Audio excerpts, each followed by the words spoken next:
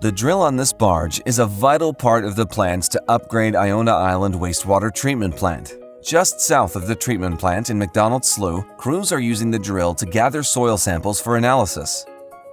Soil samples have already been taken from Iona Island itself and the north arm of the Fraser River. We need to know some of the geotechnical conditions in and around the island to make sure that we're appropriately designing our foundations and ground conditions in the event of an earthquake to make sure we have a seismically resilient plant. The drill goes down 70 meters to retrieve the samples. The properties of the soil will later be studied in a lab. There's a fair bit we can tell. So the simple analysis, we can look at different particle size composition. Is it a clay? Is it a sand? Is it a more coarse material? When we're modeling our plant design, we want to ensure that our seismic models encapsulate the entire area around the island, not just underneath where we're planning to build.